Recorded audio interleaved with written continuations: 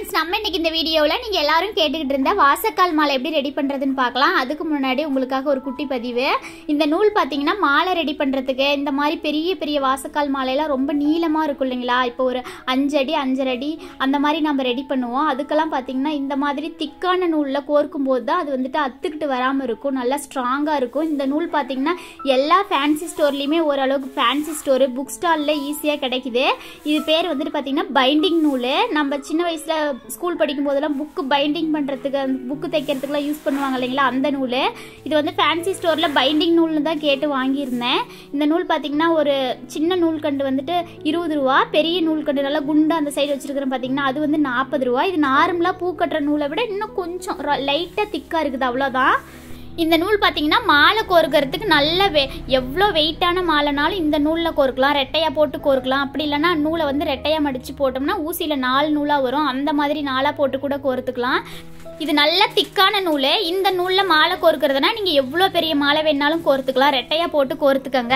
நல்ல வெயிட் தாங்கக்கூடிய நூல். இந்த நூல் பார்த்தீங்கன்னா நான் முன்ன காட்டினது சின்ன சைஸு, இது அதே மாதிரி தான் கொஞ்சம் பெரிய சைஸு. இந்த நூலும் அதே திக்னஸில் தான் இருக்குது. இந்த நூல் பார்த்தீங்கன்னா கொஞ்சம் கலர் அது நல்ல பியூர் ஒயிட்டாக இருக்குது, இது லைட்டாக சாண்டல் கலந்த மாதிரி இருக்குது. இந்த நூலும் பார்த்தீங்கன்னா அதே திக்னஸில் அதே குவாலிட்டி தான். நம்மளுக்கு வந்து ஈஸியாக எந்த நூல் கிடைக்குதோ அதில் நம்ம யூஸ் பண்ணிக்கலாம். இது நல்லா பெரிய கண்டாவும் கிடைக்குது, இந்த மாதிரி சின்ன கண்டாவும் கிடைக்குது. இதோட பாருங்க ரெண்டையும் வச்சு காமிக்கிறேன், எல்லாம் ஒரே திக்னஸ்ல தான் இருக்குது.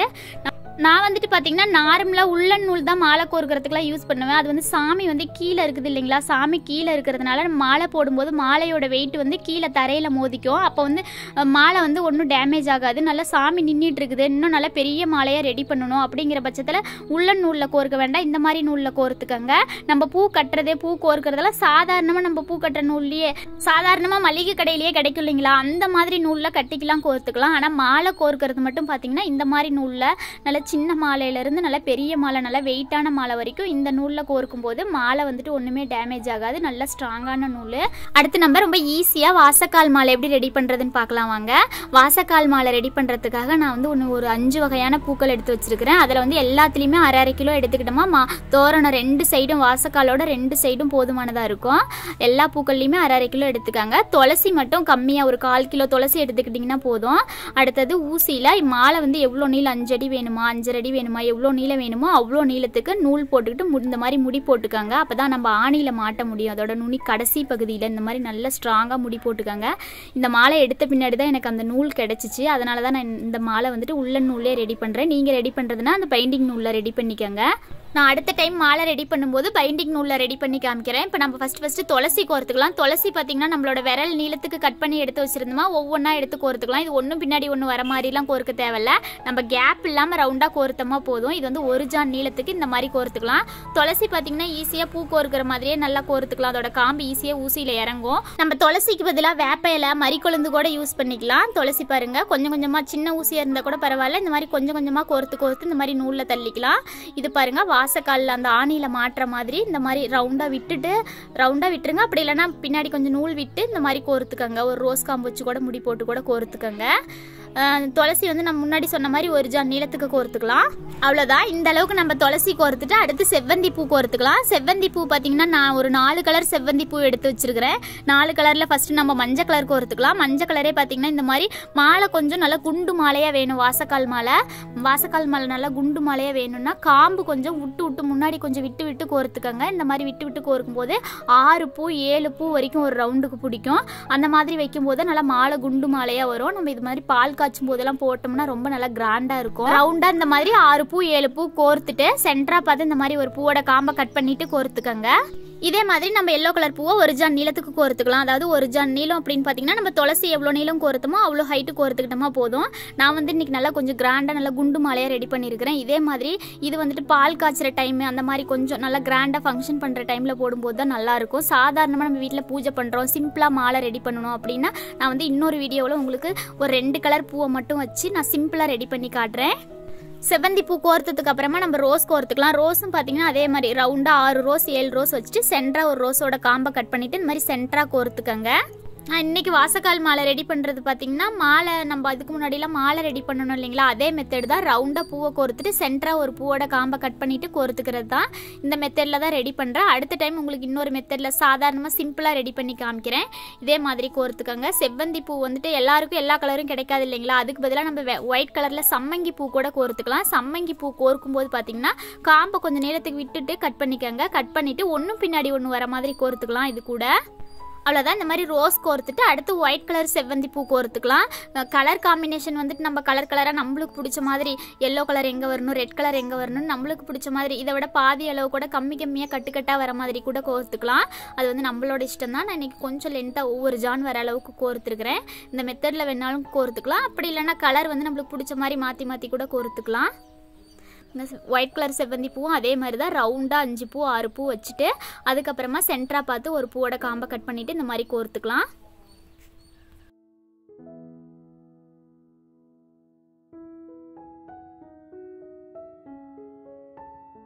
அடுத்தது நம்ம ஃபஸ்ட்டு துளசி கோர்த்தோம் இல்லைங்களா, அதே மாதிரியே கொஞ்சம் நீளத்துக்கு துளசி கோர்த்துக்கலாம். கொஞ்சம் நீளத்துக்குன்னா ஒவ்வொரு ஜான் அளவுக்கு துளசி கோர்த்துக்கங்க. துளசியாக இருக்கட்டும், மற்ற பூக்களும் ஒரு 6 லைன் 5 லைன் கோர்த்தமாக போதுமானதாக இருக்கும். மற்ற பூக்களும் அதே மாதிரி அவ்வளோ நீளத்துக்கே கரெக்டாக வரும்போது பார்க்குறதுக்கு ரொம்ப அழகாக கிராண்டாக இருக்கும். அடுத்து கிரே கலர் செவ்வந்தி பூ அதே மாதிரி தான். ரவுண்டாக வச்சுட்டு சென்டராக ஒரு பூவோட காம்பை கட் பண்ணிவிட்டு கோர்த்துக்கலாம்.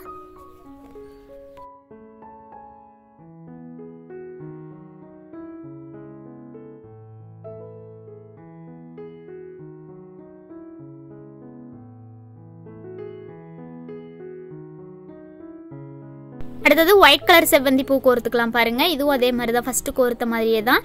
மாலை ஃபுல்லாகவே இதே மெத்தடில் தான் கோர்த்துட்டு இருக்கிறேன். எங்கேயுமே எதுவுமே மாற்றலை. அடுத்தது பாருங்க, பர்பிள் கலர் கோர்த்துக்கலாம். ஒயிட் கலர் கூட இதெல்லாம் கோர்க்கும் போது தான் பார்க்கறதுக்கு ரொம்ப அழகாக கொஞ்சம் எடுப்பாக இருக்கும்.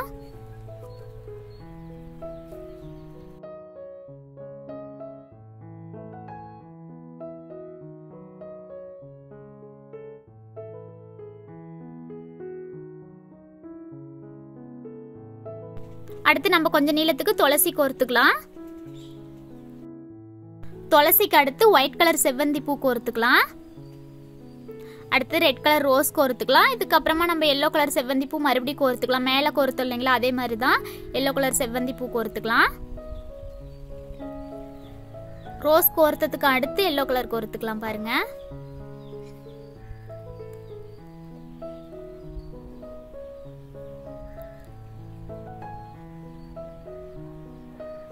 மாதிரி கோர்த்துட்டு அடுத்து மறுபடியும் துளசி கோர்த்துக்கலாம். துளசி வந்து ஒரு ஜான் நீளத்துக்கு வேணாலும் கோர்த்துக்கலாம், இல்லை அதை விட கம்மியாக வேணாலும் கோர்த்துக்கலாம். ஏன்னா இது வந்துட்டு தளவு பகுதி குஞ்சம் பகுதி கிட்ட கீழே வந்துருச்சு இல்லைங்களா. நான் வந்துட்டு இன்னைக்கு ரவுண்டாக எல்லோ கலர் செவ்வந்தி பூவியை ஒரு லைன் மட்டும் வச்சிட போகிறேன்.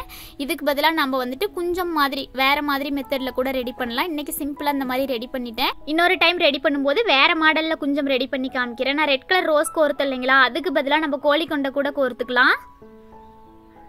நம்மளுக்கு எந்த பூக்கள் கிடைக்குதோ அதில் கோர்த்துக்கலாம். ஒரு 2 கலர்ல இருந்து எத்தனை கலர் வேணாலும் நம்ம சேர்த்துக்கலாம்.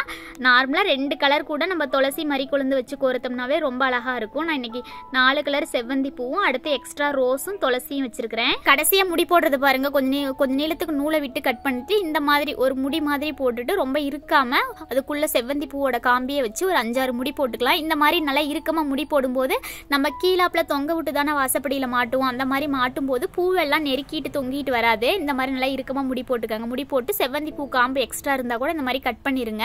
நான் இன்னைக்கு வாசக்காலோட ஒரு பகுதி தோரணை மட்டும் ரெடி பண்ணி காமிச்சிருக்கிறேன். இதே மாதிரி இதே அளவுகளோட இன்னொரு சைடு ரெடி பண்ணிக்கிட்டோமா வாசக்காலோட 2 சைடும் மாட்டுறதுக்கு ரொம்ப அழகா இருக்கும். நான் சொன்ன மாதிரி எல்லா பூக்கள்லையுமே 1/2 கிலோ எடுத்துக்கங்க. அப்பதான் நம்மளுக்கு வந்துட்டு கரெக்டா ஒரு 5.5 அடிக்கு ஒரு 5 இல்லைன்னா 5.5 அடி நீளத்துக்கு நம்மளுக்கு தோரண மாலை வந்து கரெக்டா இருக்கும். நிலவாசல் மாலை நான் எல்லா கலரும் 1/2 கிலோ எடுத்துக்கங்கன்னு சொல்லியிருந்தேன். எல்லா கலரும் நிறைய பேருக்கு கிடைக்காது இல்லைங்களா, அதனால ஒரு 2 கலர் பூக்கள் தான் கிடைக்குது. ஒரு வெள்ளை கலர் பூவும் மஞ்சள் கலர் செவ்வந்தி பூ தான் கிடைக்குது. அப்படிங்கிற பட்சத்தில் ஒரு 3 கிலோ எடுத்துக்கங்க, 2 கலரும் சேர்த்து. எக்ஸ்ட்ரா வந்து ரோஸ் ஒரு 1/2 கிலோலேருந்து 3/4 கிலோ வரைக்கும் வாங்கிக்காங்க. துளசி வந்துட்டு ஒரு 1/4 கிலோ வாங்கிட்டோமா போதும். ரோஸ் வந்துட்டு இன்னும் வேற ஏதாவது கலர் ரோஸ் கிடைச்சதுன்னா கூட நீங்கள் இது கூட சேர்த்துக்கலாம். செவ்வந்தி பூ மட்டும் ஒரு 3 கிலோ வாங்கிக்கங்க. 2 சைடு மாலை நிலவாசல் தோரணத்துக்கும் 5-5 அடிக்கு கரெக்டாக இருக்கும். செவ்வந்தி பூ பொசு பொசுன்னு இருக்கிறதுனால வெயிட் அதிகம் இருக்காது. அதனால நிறைய பூ ஒரு கூட பூ பக்கமாக வரும். அது வந்து நம்மளுக்கு போதுமானதாக இருக்கும். இது வந்து நிலவாசலோட ஒரு சைடு மாலை தான், ரொம்ப அழகா கிராண்டா இருக்குது பாருங்க. இதே மெத்தட்ல இன்னொரு சைடு இதே அளவுகளோட ரெடி பண்ணிக்காங்க. இந்த வீடியோ பிடிச்சிருந்ததுன்னா மறக்காம நம்ம சேனலை சப்ஸ்கிரைப் பண்ணிக்காங்க. இந்த வீடியோ கடைசி வரைக்கும் ஸ்கிப் பண்ணாம பார்த்ததுக்கு தேங்க்யூ ஃப்ரெண்ட்ஸ்.